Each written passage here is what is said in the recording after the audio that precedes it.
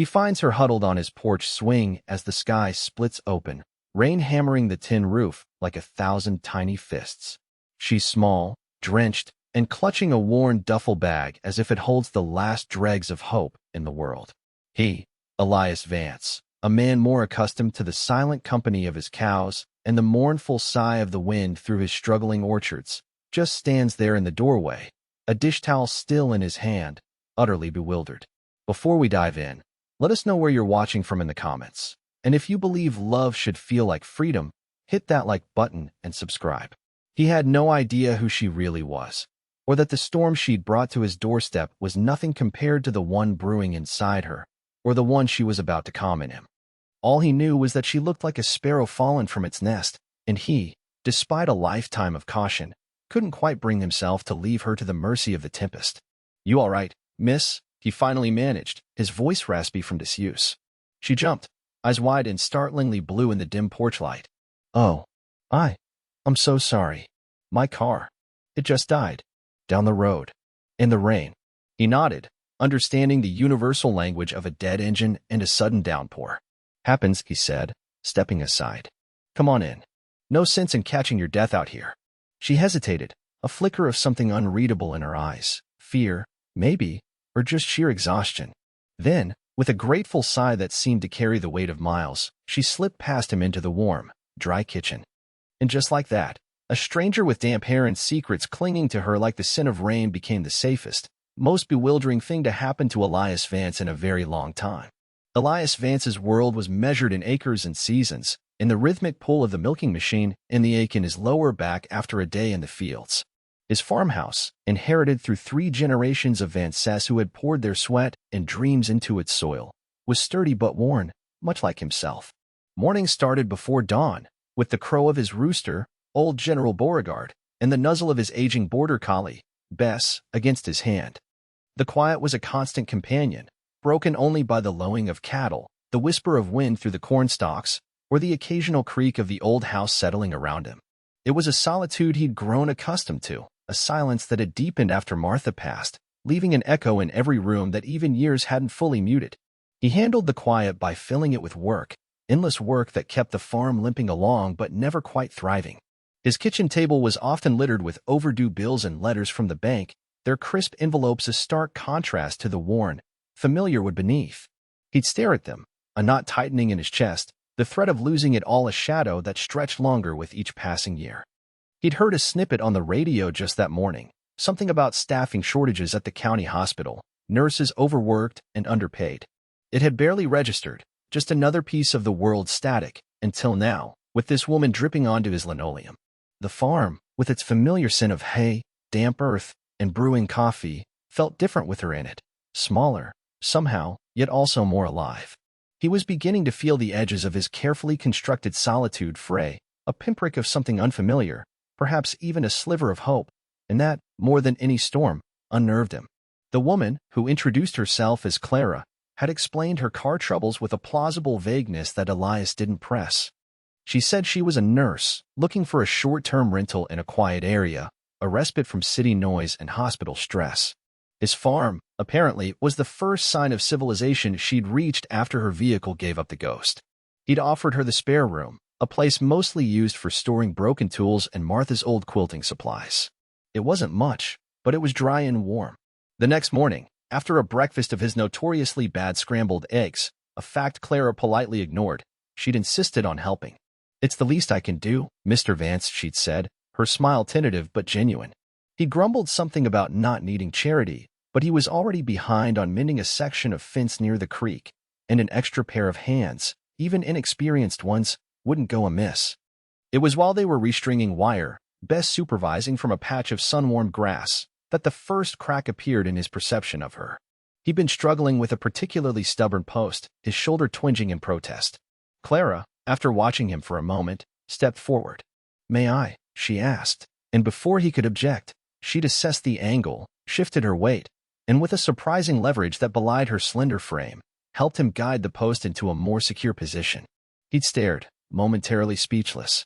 "You handle a post driver like you've done it before," he observed, more statement than question. She'd flushed slightly. "My, uncle had a small holding. I used to help out summers. The explanation was smooth, but there was a flicker in her eyes, a brief shadow that hinted at something more. Later that day, he found her in his cluttered office, a small, dusty room off the kitchen where his financial woes lay spread across an old roll-top desk.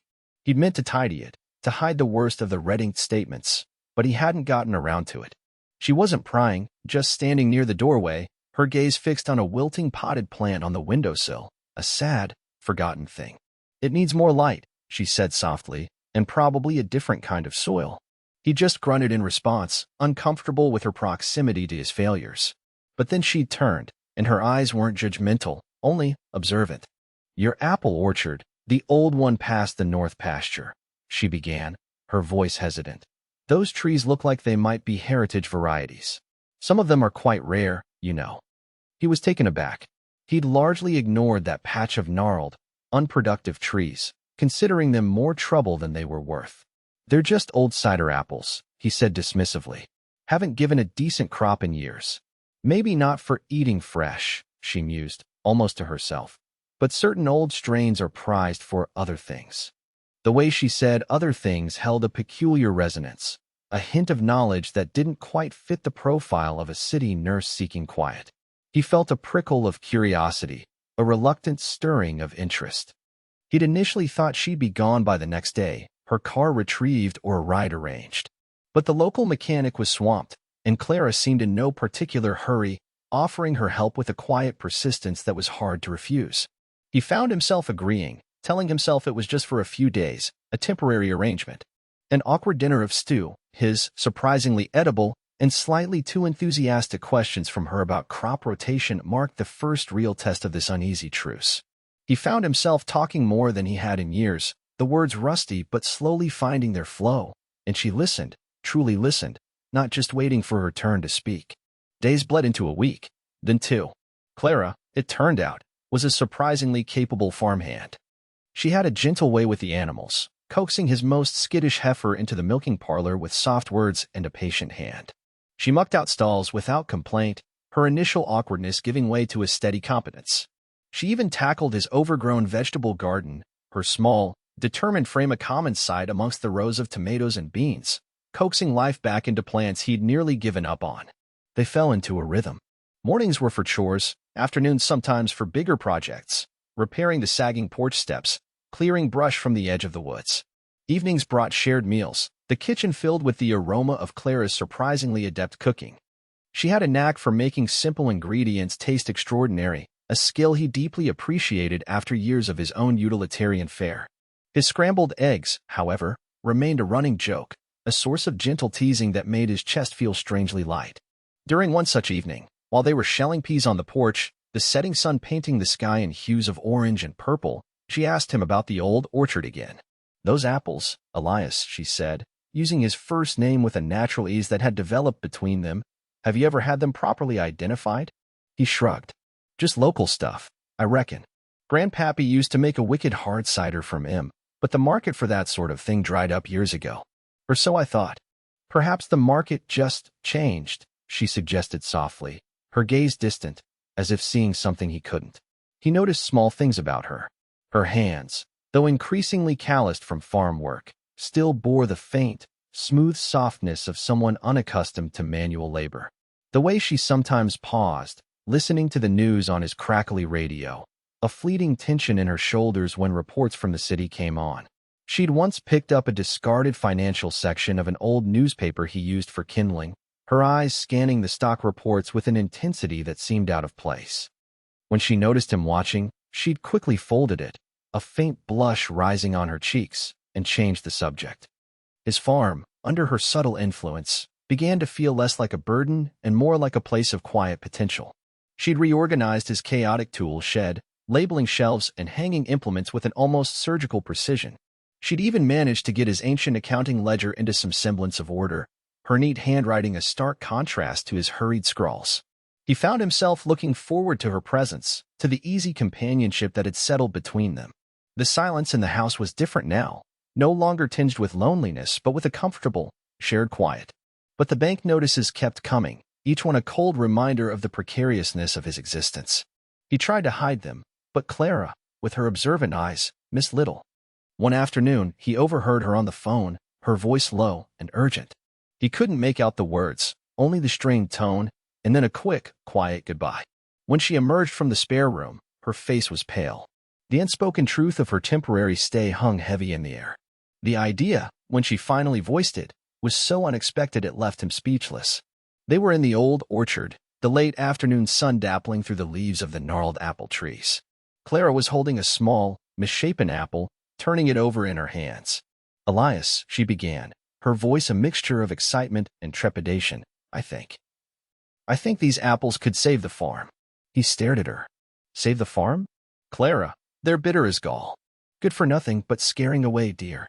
She smiled, a genuine, radiant smile that crinkled the corners of her eyes.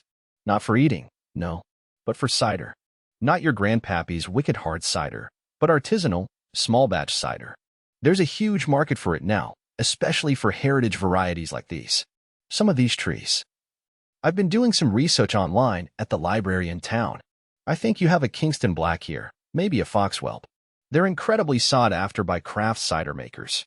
She pulled a crumpled printout from her pocket, showing pictures and descriptions that, to his untrained eye, looked remarkably like his own forgotten apples. In this, she pointed to a patch of flowering herbs he'd always considered weeds, growing abundantly near the creek. "This is elderflower. It's in peak bloom. Elderflower champagne, or cordial. It's very popular. And you have wild hops growing along the back fence line. People pay a premium for foraged ingredients." He listened, a whirlwind of disbelief and a desperate, unfamiliar flicker of hope warring within him.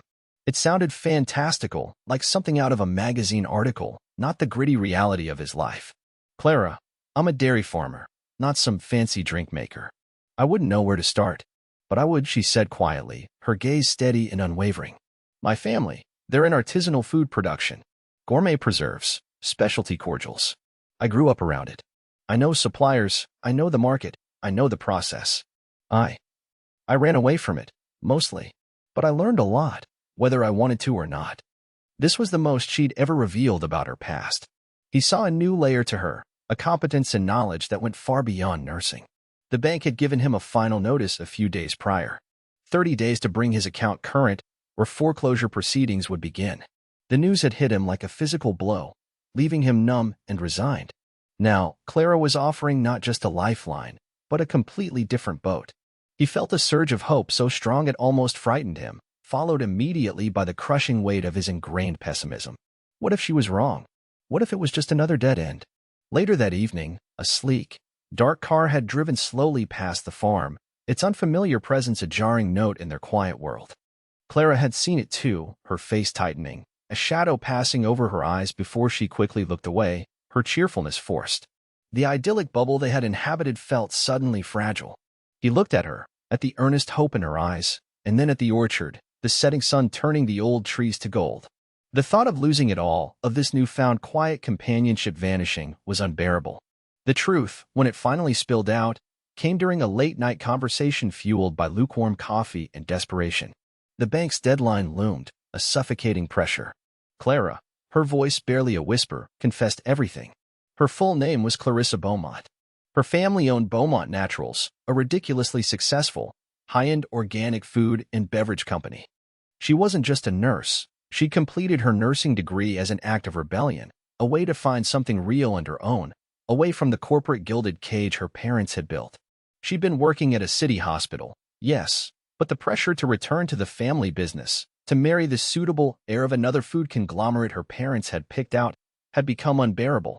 So, she'd packed a bag, drained a small emergency account her grandmother had left her, and simply driven, her vague plan to disappear for a while morphing into a desperate flight after her fiancé, a man as blandly persistent as his company's marketing, had tracked her to her previous temporary hideout. "The car dying here, it was an accident," she said, tears tracing paths through the light dust on her cheeks. "But finding this place, finding you, it felt like fate. And then seeing the potential here, the things my family would monetize in a heartbeat, but that you've just lived with, untouched. It felt like a way to use what I know, but for something good, something real." Elias listened, his initial shock giving way to a profound understanding. Her knowledge, her ideas, they weren't just whims.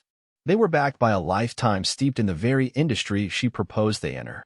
The fortune change she envisioned wasn't a lottery win. It was a carefully considered business plan, albeit one hatched in desperation and hope. "This fiancé, he's looking for you," he asked, the pieces clicking into place. The dark car, her occasional fearful glances towards the road. She nodded miserably. "He, or more likely, my father's private investigators. They want me back, to fit into their plan." The high-pressure countdown wasn't just the bank, it was the encroaching shadow of her old life. They spent hours talking, Clara sketching out ideas on napkins, recipes for small-batch ciders, branding concepts for Vance family orchards, potential local markets. Her expertise was undeniable. He saw the farm through her eyes, not as a failing legacy, but as a treasure trove of unique, marketable resources. The risk was enormous. They'd need to invest what little he had, and every penny Clara had, into equipment, bottles, labels. But the alternative was losing everything anyway. "We can start small," Clara urged, her eyes bright with a conviction that was slowly igniting his own. "A few cases of cider, some elderflower cordial for the local farmer's market. If it sells." He looked at her, this unexpected woman who had turned his world upside down and then offered to help him rebuild it. The decision, when it came, felt less like a leap of faith and more like stepping onto solid ground after floundering in deep water. "All right, Clarissa Beaumont," he said, a slow smile spreading across his face, the first genuine one in what felt like an eternity. "Let's show them what these old apples can do." The next few weeks were a blur of frantic activity. They cleared out an old barn, scrubbing it down to create a makeshift cidery and bottling station. Elias, using Clara's detailed lists, negotiated with suppliers for used equipment, his natural thriftiness finally an asset. Clara, meanwhile, transformed into a focused whirlwind of energy. She designed simple, elegant labels on his ancient computer, her fingers flying across the keyboard with surprising speed. She developed recipes, her palate for blending the tart, bitter heritage apples with a touch of sweetness from his few eating apple trees proving to be uncanny. There were setbacks. A batch of cider fermented too quickly, another was too sour. Money was terrifyingly tight. The confrontation wasn't with a villain, but with their own mounting anxieties and the relentless ticking of the clock. One afternoon, as they were bottling their first proper batch of Elias's Gold cider, the name a quiet tribute from Clara, the sleek dark car reappeared, pulling slowly up the long driveway. Clara froze, a bottle slipping from her grasp and shattering on the concrete floor. A tall, impeccably dressed man emerged. It was her fiancé, Alistair. "Clarissa," Alistair said, his voice smooth but with an undertone of steel. "Your little adventure is over. Your father is very concerned." He surveyed the rustic barn, his gaze dismissive. "This is hardly the place for a Beaumont." Elias stepped forward, placing himself slightly in front of Clara. He wasn't a fighter, but the protective instinct that surged through him was fierce. "She's not going anywhere unless she wants to," he said, his voice quiet but firm. Alistair barely glanced at him. "This doesn't concern you, old man." "It concerns me," Clara said, her voice trembling but clear. She stepped out from behind Elias. "This is my life now, Alistair. I'm not a brand extension for Beaumont Naturals or your family's portfolio." The confrontation was all words, but they landed like blows. Alistair argued, cajoled, threatened subtly with family disapproval and financial cutoff. Clara stood her ground, her fear slowly being replaced by a defiant strength Elias had never seen in her. She spoke of the joy of working with her hands, of creating something real, of the peace she'd found on his farm. She spoke of Elias with a quiet respect that made Alistair's lip curl. "You'd throw away everything for this?" Alistair gestured around the barn, at the mismatched bottles and handwritten labels. "For him. I'm not throwing anything away," Clara said, her chin high. "I'm choosing. I choose this. I choose a life where I can breathe." Tears welled in her eyes, but she didn't back down. Alistair, seeing her resolve, finally deflated, his expression turning cold. "You'll regret this, Clarissa." He turned and walked back to his car, a final, dismissive glare at the farm before he drove away, leaving a cloud of dust and a profound silence in his wake. Clara sagged against Elias, a shuddering sigh escaping her. He put his arm around her, holding her steady. The immediate threat was gone, but the bigger one, making their venture work, remained. They had staked everything on this. Their triumph was small, personal, but deeply felt. The sacrifice was Clara's old life, a gilded cage she had willingly abandoned. The decisive turning point came a week later at the town's fall festival. They'd managed to bottle 50 cases of cider and 100 bottles of elderflower cordial. Their stall was humble, tucked between a prize-winning pumpkin display and a bustling pie stand. For the first hour, nothing. Then, a curious local tasted the cider, his eyes widening. He bought a case. Someone else tried the cordial, then another. By midday, a buzz was building. People were talking about the unique flavor, the story of the old Vance orchard revived. By the end of the day, they were sold out. Not just sold out, but with a list of names for pre-orders, including the owner of a popular farm-to-table restaurant in the next county. The relief was so immense, it was almost painful. They had done it. Their fortune, it seemed, was indeed beginning to change. In the quiet aftermath of the festival, back on the porch, the air crisp with the scent of autumn, Elias watched Clara sip her coffee.